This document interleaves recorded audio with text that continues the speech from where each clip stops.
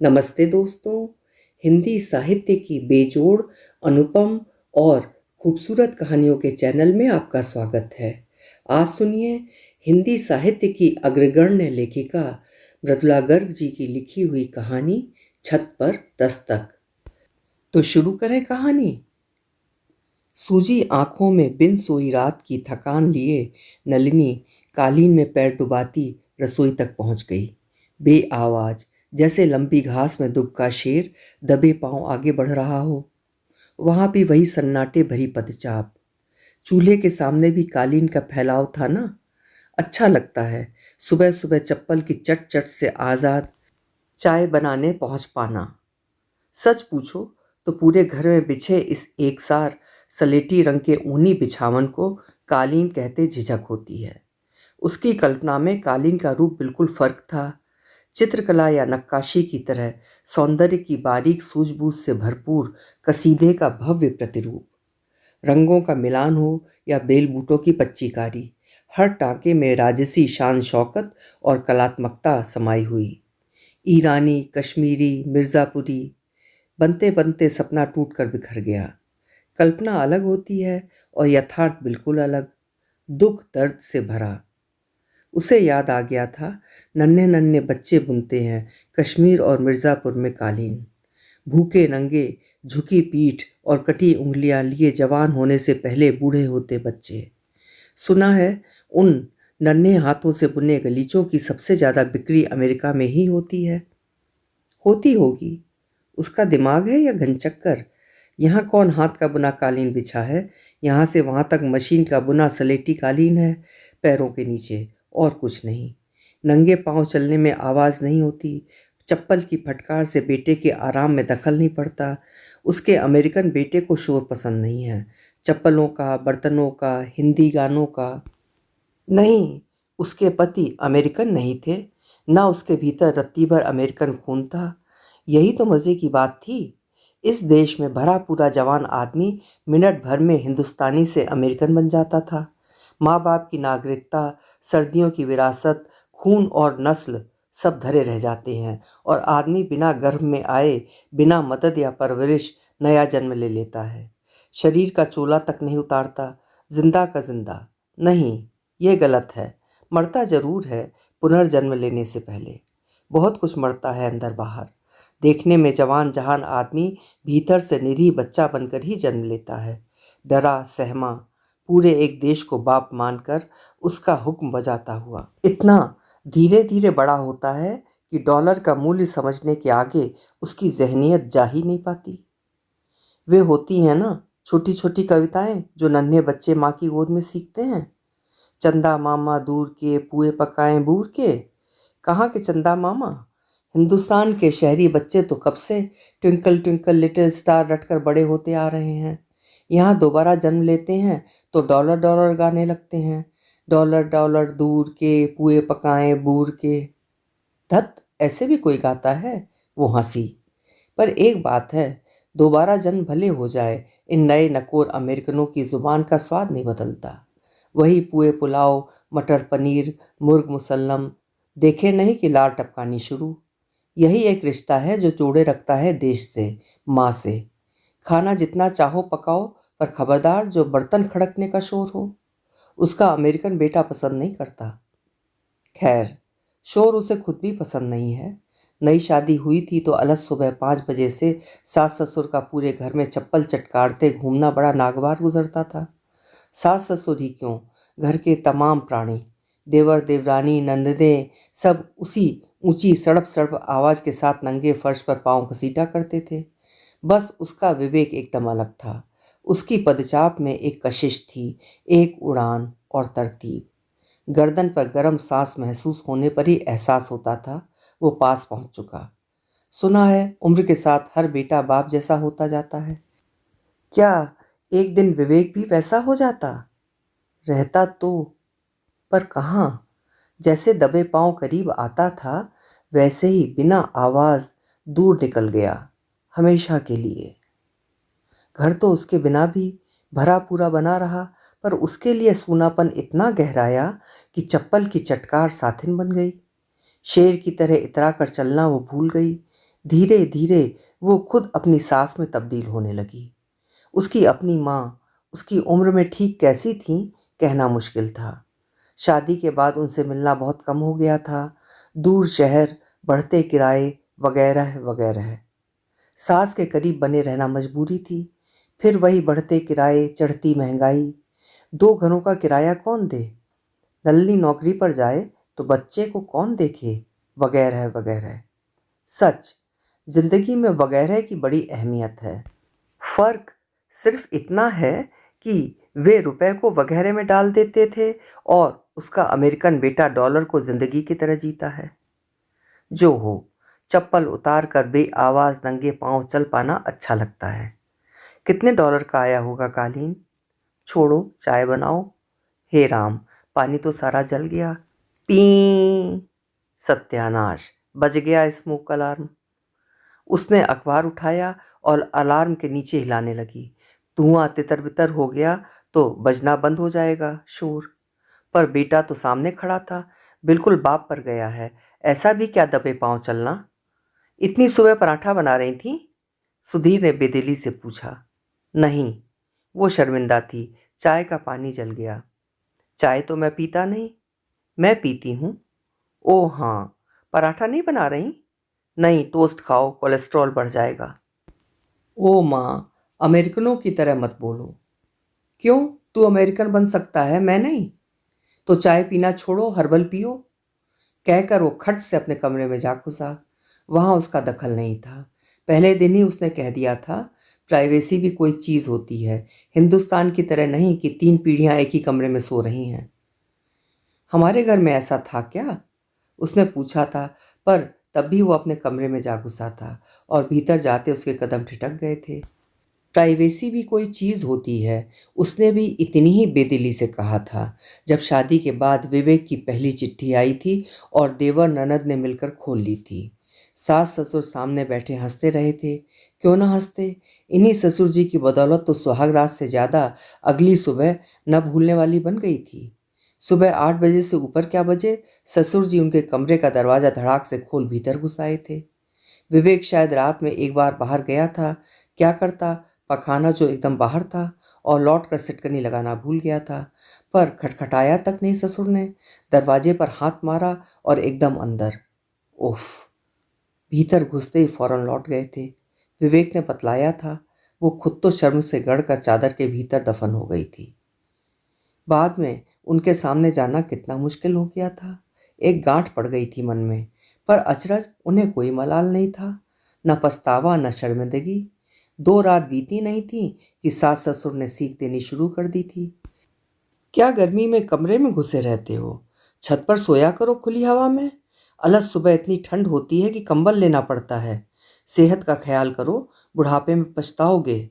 हमें देखो 60 के हो गए हैं पर तुमसे जल्दी उठते हैं, दुगना काम करते हैं, वगैरह वगैरह। शिक्षाप्रद वाक्यों के बीच विराम लगाने की परंपरा उनके यहाँ नहीं थी। उसी दिन से उसके मन में ससुर के लिए दुर्भावना घर कर गई थी। यह भी कोई बात हुई भला? कोई पूछे, हिंदुस्तान में बहुओं को क्या कुछ नहीं सहना पड़ता। वो क्या था उसके सामने? न तिल न तिनका। यूं चाहो तो तिल का ताड़ बना लो। कितना समझाया मन को, पर मानकर नहीं दिया। क्या था कि अगर सिर्फ एक बार आंख मिलने पर ससुर शर्म से सिर झुका लेते, चेहरा उनका तनिक सा पसीज उठता, तो वो सब कुछ भूल जाती।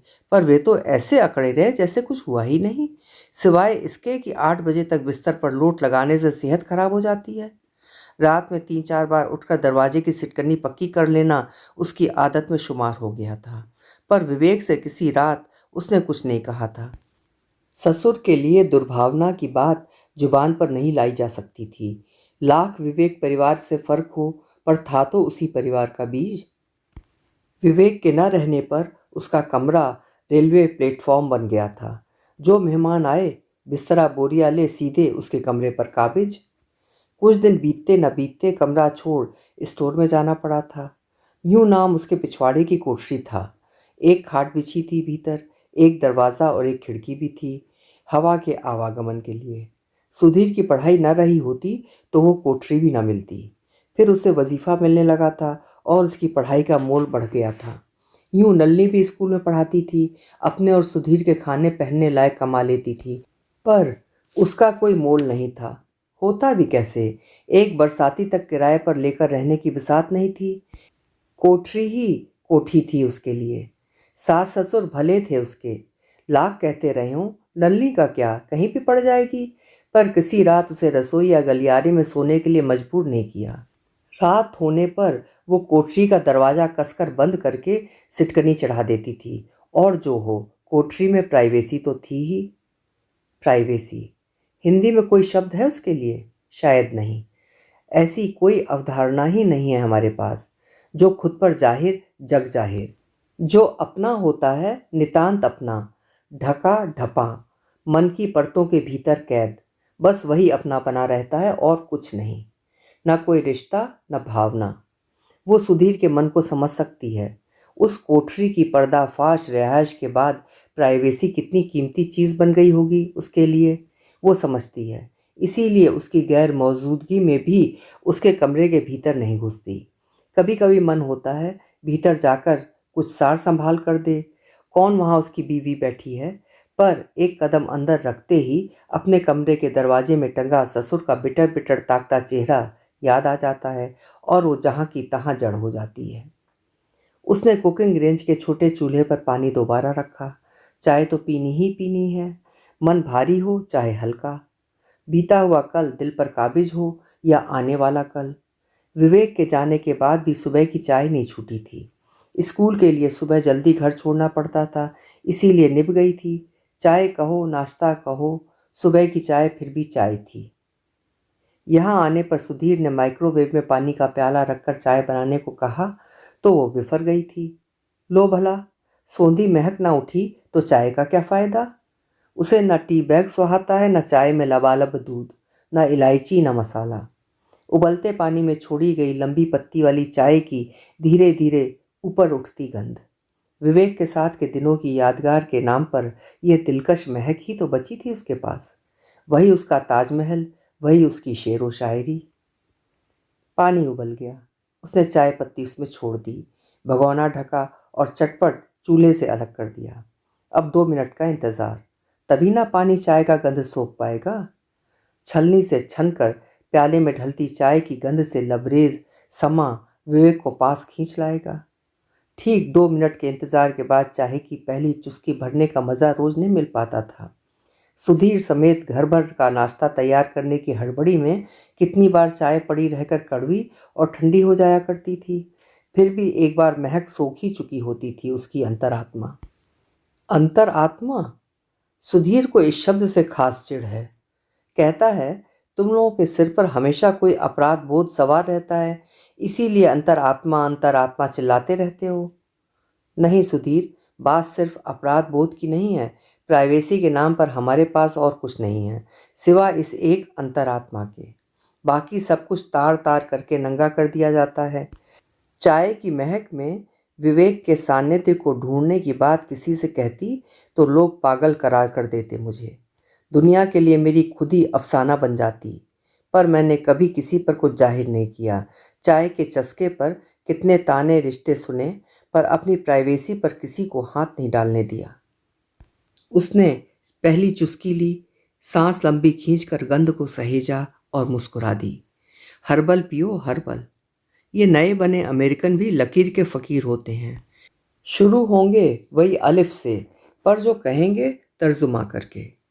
मन हुआ सीधे जाकर सुधीर से पूछे, तू पीता था बचपन में बनफसा चुशांदा जो मैं हर्बल पीऊं?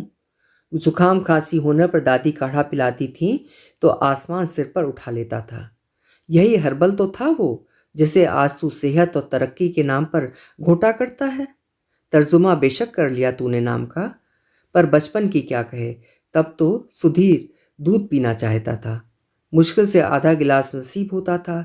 ऐसा नहीं था कि वो उसे 2 गिलास दूध खरीद कर देने लायक कमाती नहीं थी, पर घर में और भी लोग थे ना, बूढ़े सास ससुर, फिर देवर देवरानी, उनके 2 बच्चे। एक जने के हिस्से में मुश्किल से 1 गिलास दूध आता था। सुधीर के लिए आधा ही बचता था। वो खुद 2 बूंद दूध की चाय पीती थी, वरना उतना भी नहीं होता शायद। अब तो दिन में 3 बार दूध पीता है, नलिनी से भी कहता रहता है दूध पिया करो, पर उसकी तो दूध की आदत कब की छूट चुकी। अच्छा, कहीं इस दूध के मारे ही तो सुधीर अमेरिकन नहीं बना। छोड़ो, होगा। चाय पीते हुए ऊल जलूल नहीं सोचना चाहिए, मज़ा खराब हो जाता है। चाय के 4 घूंट अंदर गए तो दिमाग चौकस हुआ।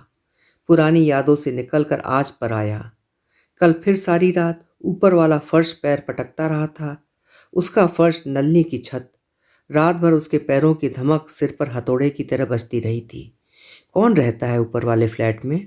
सारी रात तंग दीवारों के बीच इधर से उधर क्यों भागता रहता है? नलिनी सो नहीं पाती। रातों रात जगकर उसकी पदचाप सुनती है।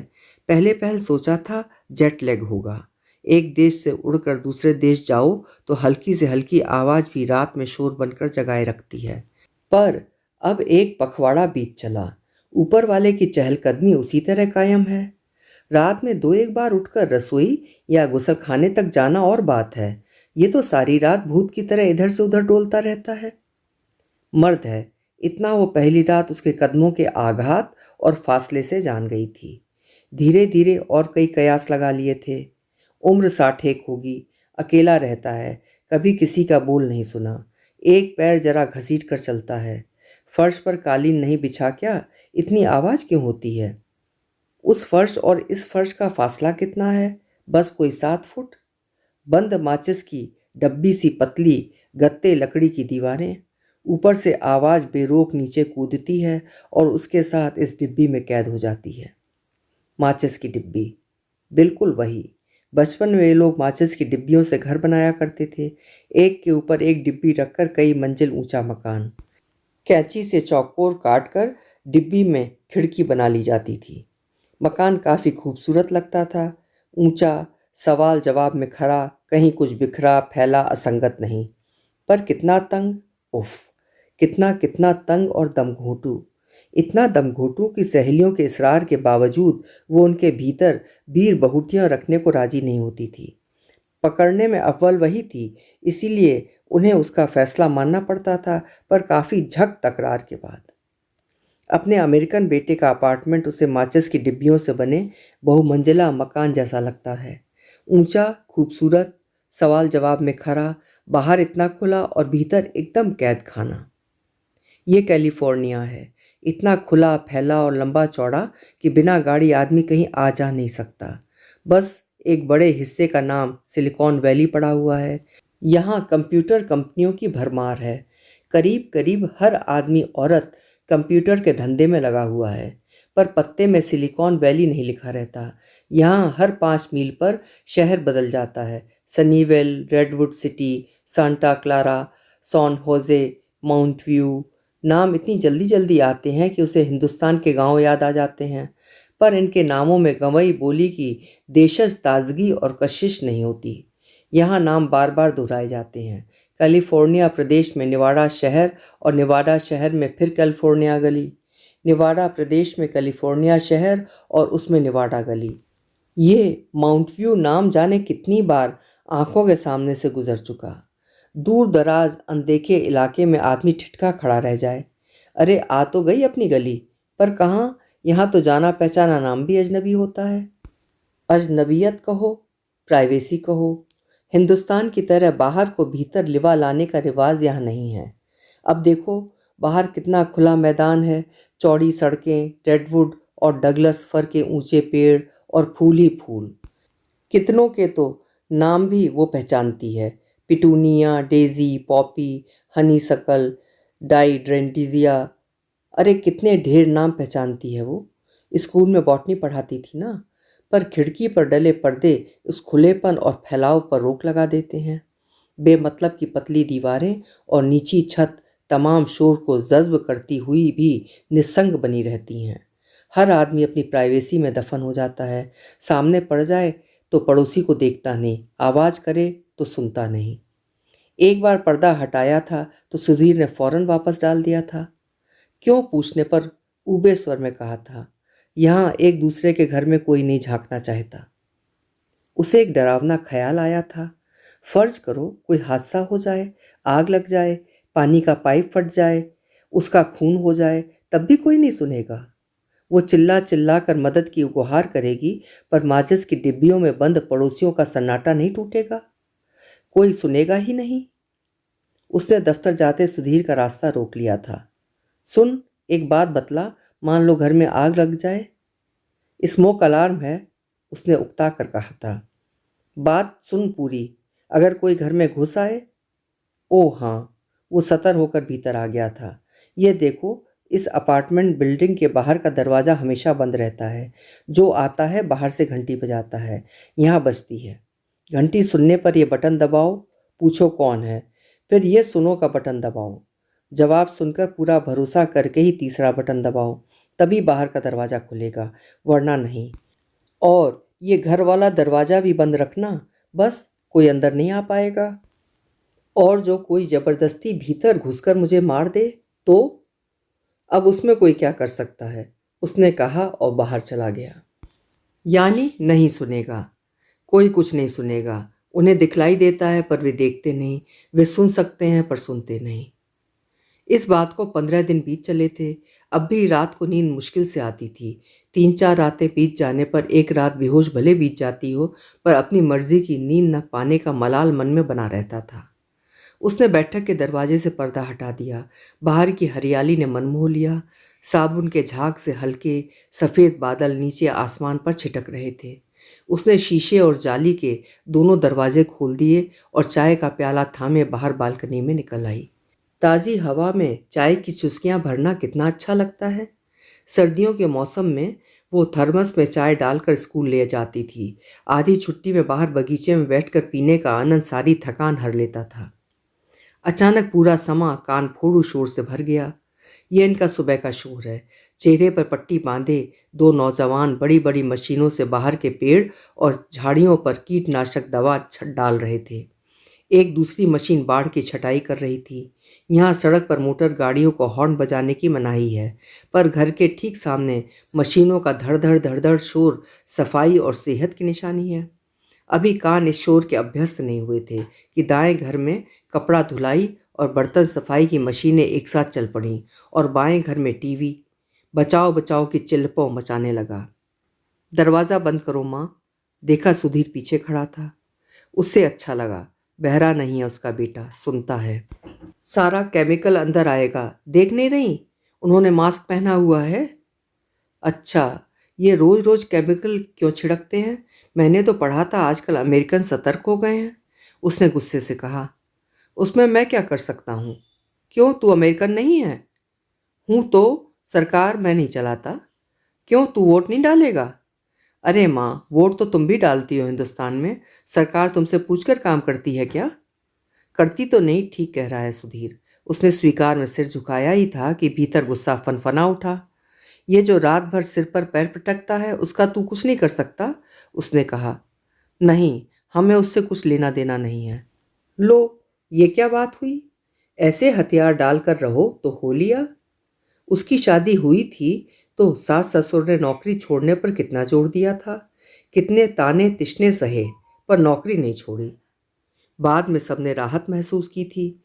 विवेक चला गया, पर चलो नौकरी तो है।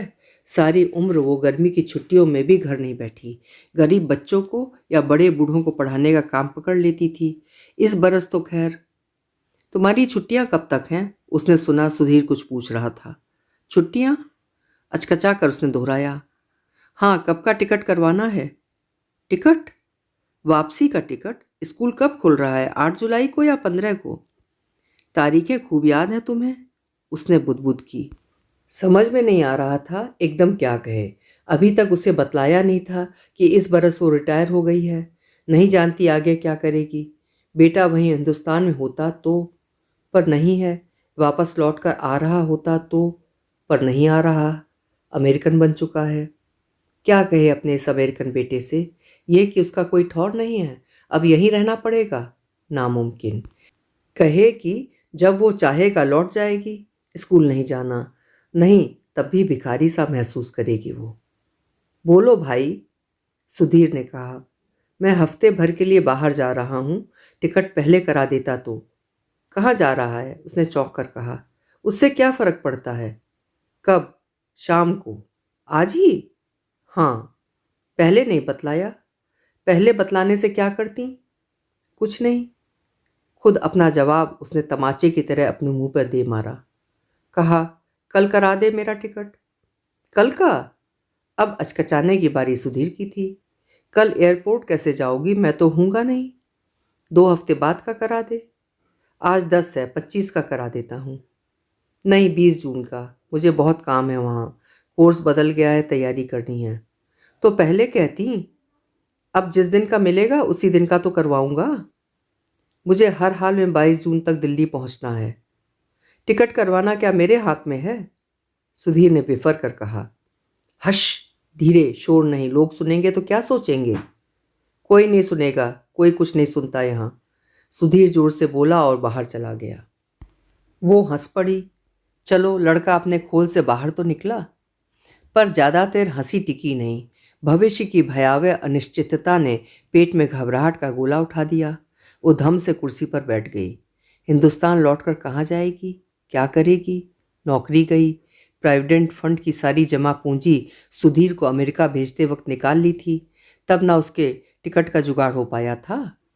दिल्ली का घर ससुर ने मरते वक्त देवर के नाम कर दिया था। कहा था सुधीर अमेरिका में लाखों में खेल रहा है, ऐसे 10 घर खरीद सकता है। सुधीर ने उसके लिए यहाँ आने का टिकट भेजा था तो देवर देवरानी ने साफ कह दिया था, जा रही हो तो अब वहीं बेटे के पास रहना। सारी जमा पूंजी खर्च करके वहाँ भेजा। अच्छा कमा खा रहा है, उसका भी तो कोई फर्ज बनता है। अपने पास रखे या दिल्ली में ही घर खरीद कर दे। इस छोटे से घर में कब तक इतने लोग रुलते रहेंगे? हमारा बेटा भी ब्याहने लायक हुआ। खामख्वाह वो सुधीर के सामने अकड़ दिखलाने चली। 22 जून को जरूर दिल्ली वापस पहुंचना है। खाक। साफ कह देना चाहिए था, मेरी नौकरी खत्म, अब माँ का बोझ तुझे उठाना है। महीने के महीने रुपए भेजा कर मुझे। उसकी सास कितने ठसके के साथ विवेक और देवर विनीत से पैसा मांगा करती थी, हक जमा कर। ठीक भी है, आखिर माँ थी उनकी, वो भी माँ है सुधीर की। सारी उम्र इसी लड़के की ज़रूरतें पूरी करते बिताई हैं। माँ बाप के लाख जोड़ देने पर भी दूसरी शादी नहीं की। प्रोविडेंट फंड का तमाम रुपया इसके हाथ पर रख दिया। अब इसका भी कोई कर्तव्य है माँ के प्रति। ठीक है, लौटकर आएगा तो साफ कह देगी। दिल्ली में उसके नाम बैंक में रुपया जमा करे, महीने के महीने सूद मिलेगा तो घर के खर्च के अलावा बचत भी कर लेगी। अरे, यहाँ के $1000 वहाँ 30,000 रुपये होते हैं। $3000 में सारी उम्र कट जाएगी उसकी। इतना तो यहाँ इस छोटे से घर का 4 महीने का किराया देता है सुधीर। आने दो, लौटकर साफ बात करेगी इस बार, जरूर, पक्का। रात बिस्तर पर लेटी तो आंखों में नींद का नामो निशान नहीं था। सुधीर से पैसे मांगने की बात सोचकर दिल डूबने लगता था। ना मांगने का फैसला करती तो जिंदगी का अगला सफ़र तय करने का ख्याल पिस्तौल सा सीने पर तन जाता। नसों का तनाव इतना कि तनिक सी आहट पर सिर फटने लगे और नींद कोसों दूर। अशांत मन। वो हट करके नींद का आह्वान कर रही थी कि हर रात की तरह छत पर आते जाते कदमों की धमक शुरू हो गई। तार तार हुई नसों से आज आघात बर्दाश्त नहीं हुआ। गुस्से से उफन कर उठी और सुधीर का टेनिस का बल्ला उठाकर 3 बार जोर से छत पर दे मारा। क्षण भर को सन्नाटा हो गया। उसने फिर बल्ला छत पर बजाया। इस बार रुक रुक कर 3 बार। शोर मत करो। क्षण भर के अंतराल के बाद ऊपर से जवाब आया, ठक ठक ठक ठक ठक ठक। बिल्कुल उसकी नकल करते हुए किसी ने ऊपर फर्श पर आघात किया था। 3 बार जल्दी जल्दी, फिर 3 बार रुक रुक कर। चकित सी वो बैठी रही। सचमुच एक लय में कुछ बजा था ऊपर, या मात्र उसका भ्रम था? उसने फिर बल्ला संभाला और इस बार 2 दफा ठक ठक की। ऊपर भी 2 दफा ठक ठक हुई। उसने फिर 3 ताल में छत पर आवाज दी। 3 बार जल्दी जल्दी, फिर 3 बार रुक रुक कर। ऊपर बाकायदा प्रतिध्वनि हुई। वो दम साथ चुप्पी लगाकर लेट गई। ऊपर कुछ देर चुप्पी रही, फिर धीमे से टोह लेती 2 ठक ठक हुई। वो उठकर बैठ गई, बल्ला उठाया और छत पर यूं बजाने लगी जैसे लोरी गा रही हो। 2 बार ठक, विराम, 2 बार ठक, फिर विराम, फिर 2 बार ठक ठक। ऊपर एक और ठक हुई। उसने बल्ले को हल्के हाथ से समापन की तरह पूरी तरह छत पर घुमा दिया। सो जाओ। ऊपर चुप्पी छा गई। कोई बैठा, उठा, लेटा और सो गया। शायद, हो सकता है वो खुद सो गई हो और ऊपर वाला दोबारा चहलकदमी करने लगा हो। अगली सुबह मन शांत था, बदन चुस्त। ऊपर से नीचे तक घर की सफाई कर डाली, जैसे कोई मेहमान आने वाला हो। लौटने पर सुधीर को घर साफ सुथरा मिलेगा तो खुश होगा। होगा, ध्यान जाएगा उधर। गंदा होने पर दिखता हो तो साफ होने पर भी दिखे, जरूरी नहीं। न सही, उसे करना था, कर दिया। काम खत्म करके चाय पीने बैठी तो रात के ख्याल ने आ घेरा। देखो आज रात क्या होता है। मान लो उसके चहलकदमी शुरू करने से पहले ही नलनी छत पर दस्तक दे दे, क्या करेगा तब ऊपर वाला। हल्का खाना खाकर 9 बजे अपने कमरे में पहुंच गई और बल्ला उठा लिया। आज पहल उसकी रहेगी। छत पर दस्तक दी 3 बार, जल्दी जल्दी, फिर रुक रुक कर 3 बार, फिर सांस रोककर जवाब का इंतजार करने लगी। कुछ देर चुप्पी रही, फिर जवाब बज उठा। नलनी ने 2 बार बल्ला बजाया, ऊपर भी 2 बार बजा। कैसे हो? अच्छा हूँ, नलनी ने तर्जुमा किया और करती गई। 3 बार। खाना खा लिया? ऊपर 3 बार। कब का? तुमने खाया? 2 बार। अकेले हो? ऊपर 2 बार। हाँ, तुम? अब नहीं। मैं भी। हाँ, अब तुम हो। और क्या किया आज? घर साफ कर डाला। मिलो ना एक दिन। कब? कल। अच्छा, देखूंगी। जरूर मिलना। धीमे धीमे 2 बार गुड नाइट। 2 बार गुड नाइट। उसने आंखें बंद कर लीं। दिन भर की थकान नींद लाने लगी। सहसा आंख खुल गई। ठक ठक की आवाज़ सुन पड़ी, शायद ऊपर वाला कुछ कह रहा था। वो उठकर बैठ गई, ध्यान देकर सुनने लगी। ऊपर से आ रही आवाज़ फट फट कर एक सुर में बजती रही। हर रात की तरह ऊपर वाला इधर से उधर चहलकदमी कर रहा था। कुछ देर वो स्तब्ध बैठी रही, फिर बल्ला उठाकर पूरी ताकत से छत पर दे मारा। चहलकदमी तुरंत रुक गई। हांफती सी वो लेट गई। चहलकदमी दोबारा शुरू हो गई। वो झपट कर कुर्सी पर चढ़ी और छत के करीब पहुंच गई। हथेलियों के बीच मुंह थाम कर चिल्लाई, बंद करो। उसे लगा किसी ने कहा सॉरी। उसने बल्ला उठाया और कुर्सी पर खड़ी खड़ी छत पर थपकियां देने लगी, धीमी धीमी, दुलारती सुलाती, हल्की हल्की थपकने। सुबह आंख खुली तो अपने को कुर्सी पर तुड़े मुड़े पसरे पाया। बदन अकड़ा पड़ा था, सिर भारी था और मन गुस्से से उबल रहा था। बहुत सह लिया, आज ऊपर जाकर 2 टूक बात करेगी। मतलब क्या है सारी सारी रात सिर पर चहलकदमी करने का? ऐसी कौन सी मुसीबत है जो ना उसे चैन से सोने देती है ना दूसरों को? कुछ पता तो चले। 2 प्याले चाय पीकर दिमाग दुरुस्त हुआ तो गुस्से के बजाय डर से मन पिनपिनाने लगा। पता नहीं किस किस्म का आदमी है ऊपर वाला, कौन जाने पागल हो। सामने दिखे तो उठाकर गला टीप दे। कोई सयाना भला मानुस तो रात रात भर पैर पटकता डोलता फिरता नहीं। आदमी 2 रात ना सोए तो पगला जाए। नीम पागल तो होगा ही होगा। कौन जाने ड्रग खाता हो या पक्का शराबी हो। रात भर गिलास भरकर उड़ेलने के लिए ही डोलता फिरता हो। नलिनी ने ठक ठक की तो उसकी भी नकल उतार कर रख दी। शराबी का क्या भरोसा, तरंग में जोकर बैठे। थोड़ा सुना नहीं, भांग खाकर लोग हंसना शुरू कर देते हैं, जो हंसते जाते हैं, रोना शुरू करते हैं तो रोते चले जाते हैं। ये चहलकदमी करता होगा। सूझ गई तो मैं ठकठकाने लगा, पर वैसे नहीं ठकठकाई, बराबर जुगलबंदी करता था। होगा उसे क्या, मौज में आ गया होगा। दिन दहाड़े जाएगी तो कहेगा मेरी प्राइवेसी में दखल क्यों दे रही हो। रात के नशे के बाद सिर यूं ही फट रहा होगा। ना भी हो तो सारा दिन घर पर थोड़े ही बैठा रहता होगा, कभी कोई आवाज़ नहीं सुनी होगा। सुधीर ठीक कहता है, वो इस उस घर का शोर सुनने क्यों जाती है। बस आज रात कोई ठक ठक नहीं करा करे अपनी चहलकदमी। घर बंद करके वो पैदल घूमने निकल पड़ी। खूब लंबा चक्कर लगाया। यहाँ की साफ चौड़ी सड़कों के किनारे घूमना अच्छा लगता है। पैदल पथ पर चाहे जितनी दूर निकल लो, ना धूल ना मिट्टी। यातायात का ख्याल जरूर रखना पड़ता है, पर कुछ दिनों में ठहरो का संकेत देखकर पैर अनायास रुक जाते हैं और चलो का संकेत आने पर मशीनी ढंग से खुद सड़क पार कर जाते हैं। 2-3 मील घूम आएगी तो रात में नींद खुद ब खुद आ जाएगी। फिर सिर पर कोई चले या फुटबॉल खेले उसकी बला से। यही हुआ। तकिए पर सिर डालते ही झपकी आने लगी। तभी छत पर दस्तक हुई। ठक ठक ठक, ठक ठक ठक। फिर शुरू हो गया मरदूद। वो उठकर बैठ गई। ऊपर चुप्पी छाई रही, जैसे कोई जवाब का इंतजार कर रहा हो। क्या बकवास है, जरूर सपना देखा होगा। लेटने लगी तो फिर वही 3 ताल की ठकठक सुनाई पड़ी। 3 बार जल्दी जल्दी, फिर रुक रुक कर 3 बार। माफी मांगती सी थापें झिझक भरी। बिना सोच विचार किए अनायासी उसने जवाब दे डाला, ठक ठक ठक, ठक ठक ठक। ऊपर 2 बार ठकठक हुई, उसने भी 2 बार की। फिर सवाल जवाब चल निकले और साथ साथ नलनी के भीतर तर्जुमा भी होता गया। अच्छी हो? हाँ, तुम? कल नींद अच्छी आई। सच? सो गए थे? हाँ, तुम? बाद में। Very sorry. ठीक है। सो रही थी? हाँ, सोई थी। तंग किया? नहीं तो। और कुछ कहो। अब मत चलना। तब क्या करूं? सो, भटको मत। नींद ना आए तो? थपकी दूं कल जैसी? हाँ, कल जैसी थपकी।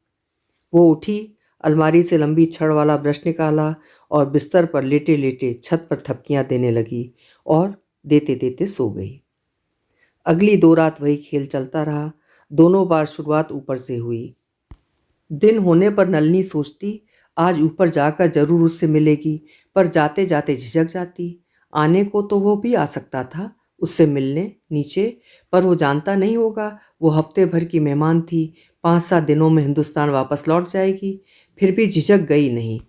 हाँ, नीचे लॉबी में जाकर किराएदारों की सूची में अपने 204 नंबर के फ्लैट से मिलान करके 304 में रहने वाले का नाम जरूर देख आई, रॉबर्ट पेन। उतने से ही संतुष्ट होना पड़ा। अब उम्र, काम या शक्ल सूरत का ब्यौरा तो वहां लिखा नहीं था। कुछ देर बजर के सामने अनिश्चित सी खड़ी रही, फिर लौट आई। दरअसल अपने कमरे के ऊपर कमरे तक जाने के लिए उसे बाहर का दरवाज़ा खुलवाने की ज़रूरत नहीं थी, पर पहले से आगाह कर देना जरूरी था, वरना न जाने कितनी देर दरवाज़ा खटखटाते रहना पड़े और खुलने पर। जाने दो, ऐसे ही चलने दो, सामने जाते कैसा तो डर लगता है। उस रात किताब लेकर बिस्तर पर लेटी तो छड़ वाला ब्रश पास रखा था। 2-4 पन्ने पढ़े पर कुछ खास ग्रहण नहीं कर पाई। कान ऊपर लगे रहे। किताब किसी एक पन्ने पर खुली रह गई। शायद वो जल्दी लेट गई थी। घड़ी देखी, 9:30। वक्त तो माकूल था। फिर काफ़ी देर इंतज़ार किया पर ऊपर कोई आहट नहीं हुई, ना दस्तक ना पदचाप। आखिर उसने ब्रश उठाया और पहल कर दी। 3 बार जल्दी जल्दी, फिर रुक कर 3 बार। कोई जवाब नहीं। ठहर कर 2 बार ठक ठक, कुछ नहीं। जल्दी जल्दी, बार बार। सन्नाटा। वो घबरा कर उठ खड़ी हुई।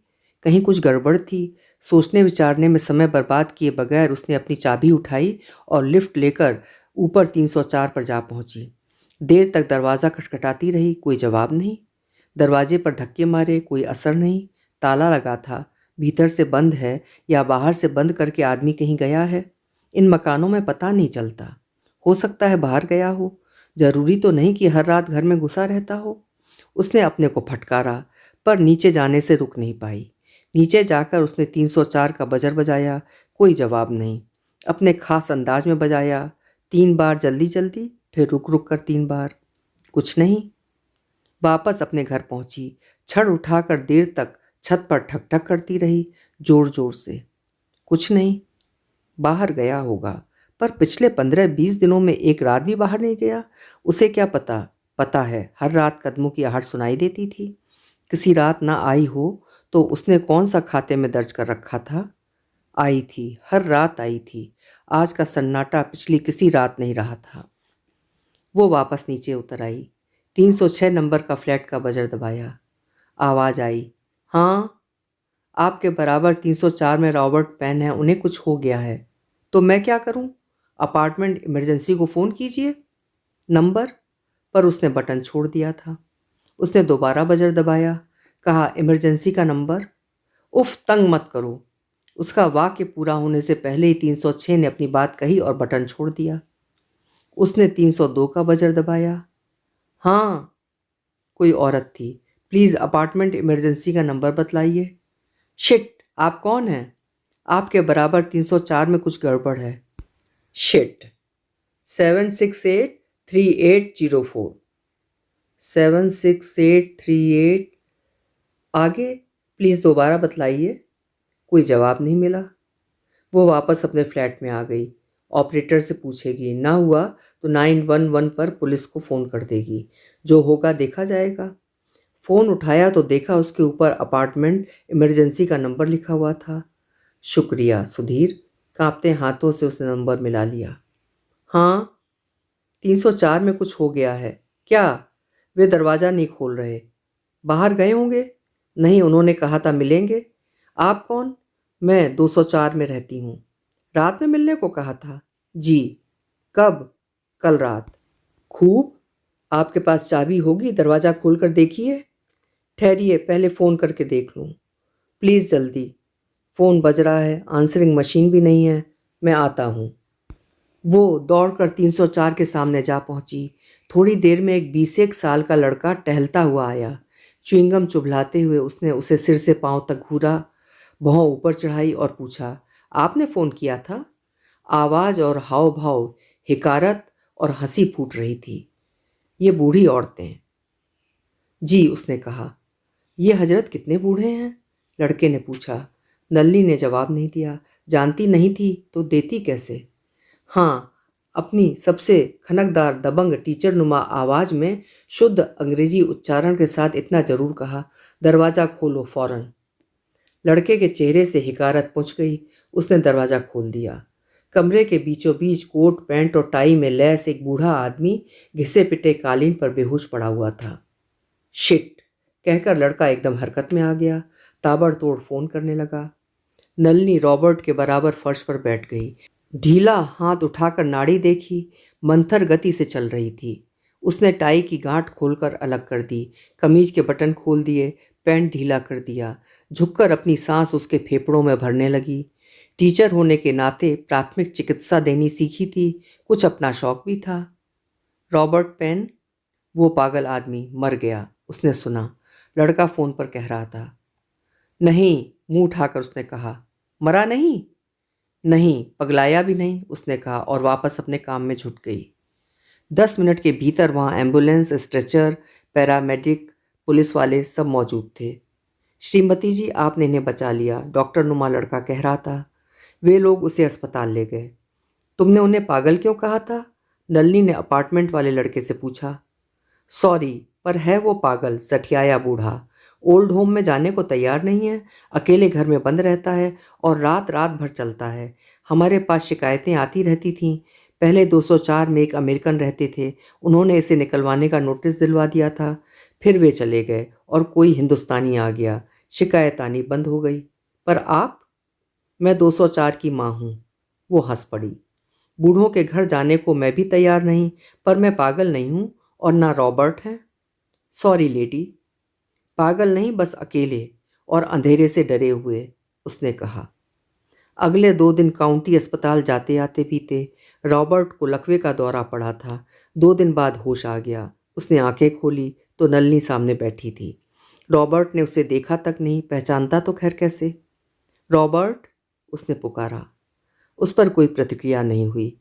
चेहरा वैसा ही भावहीन पत्थर बना रहा।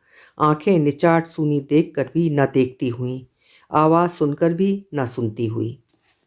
नलिनी ने अपने पर्स से पतला कंघा निकाला और उसके बिस्तर से सटी मेज पर बजाया। ठक ठक ठक, ठक ठक ठक। 3 बार जल्दी जल्दी, फिर रुक रुक कर 3 बार। उसकी आंखों में पहचान कौंध गई। चादर पर पड़ा क्रश हाथ उठा और दूसरे हाथ को थपकने लगा। थप थप थप, थप थप थप। नलिनी ने मेज पर कंघे से 2 बार ठक ठक की। धीमे सुर में संगत करते हुए कहा, रॉबर्ट, रॉबर्ट। रॉबर्ट ने भी 2 बार थप थप की। संगत नलिनी ने ही की। नलिनी, नलिनी। उसने एक एक अक्षर अलग अलग उच्चारित करते हुए कहा। फिर स्वयं ठक ठक करके अंग्रेजी में बोली, कैसे हो? रॉबर्ट ने सधे हाथ से थपकन दी। नलिनी ने ठक ठक के साथ कहा, मुझे परवाह है। रॉबर्ट का चेहरा पसीजता मालूम पड़ा। हाथों की थपकन के साथ होंठ हल्के से कांपे। नलिनी ने 2 बार ठक ठक की और कहा, मैं हूँ। रॉबर्ट थपकी देना भूल गया। पहचान भरी नज़र से उसे देखता रहा। नलिनी ने उसका तकिया थपथपाया, मेज़ संवारी, चादर ठीक की और मिलने का समय पूरा हो गया था। वो उठकर खड़ी हो गई। चलते चलते ठक ठक की कहा, फिर आऊँगी। रॉबर्ट ने हाथ से थपकी दी। होंठ कुछ बुदबुदाए। शायद उसने कहा, अपना ख्याल रखना। रेल और बस बदल कर रात घिरने पर वो घर पहुंची तो बैठक में चहलकदमी करता सुधीर बेफर पड़ा। कहाँ चली गई थी? मैं पुलिस को खबर करने वाला था। मुझे याद ही नहीं रहा तू आज लौटने वाला है, उसने कहा और सीधी अपने कमरे में जाकर लेट गई। सुधीर ने उसकी प्राइवेसी की लाज नहीं रखी। धड़धड़ाता हुआ भीतर घुस आया। बोला, खाना नहीं खाना? नहीं, सैंडविच खा ली थी। कुछ बनाया नहीं? नहीं। पल भर सुधीर अकबकाया सा खड़ा रहा, फिर बोला, तुम्हारा टिकट और ये $200। नलिनी ने डॉलर ले लिए, टिकट पर तारीख देखी और वापस करते हुए कहा, इसे बदलवा कर 15 दिन बाद का करवा दे, मुझे ठहरना पड़ेगा। क्यों? काम है। सुधीर अपनी गर्क में था। उसका जवाब नहीं सुना, अपनी बात कही, मैं शादी कर रहा हूँ। वो उठकर बैठ गई। मुबारक, उसने कहा। अमेरिकन लड़की है? बहुत अच्छा है। वो चाहती है शादी चर्च में हो। शादी तो शादी है, कहीं भी हो। वो रेड क्रॉस में काम करती है। वाह, बहुत बढ़िया है। तुम्हें कोई आपत्ति नहीं है? नहीं, आपत्ति क्यों होगी? शादी में आओगी? बुलाएगा तो क्यों नहीं आऊँगी। तो अगले हफ्ते कर लूँ? जरूर। तुम्हारा टिकट 15 दिन बाद का करवा दे। पर माँ, हम तो हनीमून पर चले जाएंगे। चले जाना, मैंने कहा ना मुझे काम है। क्या काम है? नलिनी मुस्कुरा दी। प्राइवेसी भी कोई चीज़ होती है सुधीर, उसने कहा। फिर कुछ रुक कर बोली, चाय पिएगा? मैं बना रही हूँ अपने लिए। सुधीर उसके पीछे रसोई में आ गया। चाय की महक से तरोताज़ा होकर नलिनी ने कहा, हो सके तो वापस लौटने से पहले एक बार तेरी बीवी से मिलना चाहूँगी। उसे लग रहा था पूरी बात समझाकर कहेगी तो उसके चले जाने के बाद वो अमेरिकन लड़की रॉबर्ट की खोज खबर जरूर रख लेगी। तुम ठहरो ना माँ, सुधीर ने कहा, हम लौट आए तब चली जाना। तुम्हारा स्कूल? 15 जुलाई तक पहुँच जाऊँ तो चलेगा। हिंदुस्तान वापस लौटकर कोई काम देख लेगी। सुधीर से पैसे मांगना नामुमकिन है। थोड़े बहुत जेवर हैं उसके पास। कुछ ना हुआ तो उन्हें बेचकर कोई छोटा मोटा धंधा शुरू कर लेगी। कपड़े सीने का, खाना बनाकर दफ्तरों में टिफ़िन भेजने का, कुछ भी। एक बार हिम्मत कर ले तो बहुत कुछ कर सकती है औरत। माँ, उसने सुना सुधीर कह रहा था, सोचता हूँ कुछ डॉलर हिंदुस्तान में इन्वेस्ट कर दूँ। इम्पोर्ट एक्सपोर्ट में बहुत पैसा है। उधर का तुम संभाल सकती हो, इधर का मैं। अब यहाँ तो पैसा बचेगा नहीं। ये अमेरिकन लड़कियाँ, मेरा मतलब खर्च होता ही है अच्छी तरह जीने में। कभी मैं हिंदुस्तान आने लगूँ तो मेरा मतलब कुछ सुरक्षा तो हो। नलिनी ने प्यार से सुधीर का चेहरा परखा। तो अकेलेपन और अंधेरे का खौफ रॉबर्ट और नलिनी को ही नहीं, औरों को भी है। फिक्र मत कर, उसने मेज पर रखे उसके हाथ पर थपकी देते हुए कहा, मैं हूं ना। अभी आप सुन रहे थे मृदुला गर्ग जी की लिखी हुई कहानी छत पर दस्तक। ये कहानी सन 1991 में प्रकाशित हुई थी। फिर मिलेंगे। आपका समय शुभ हो, सुंदर हो।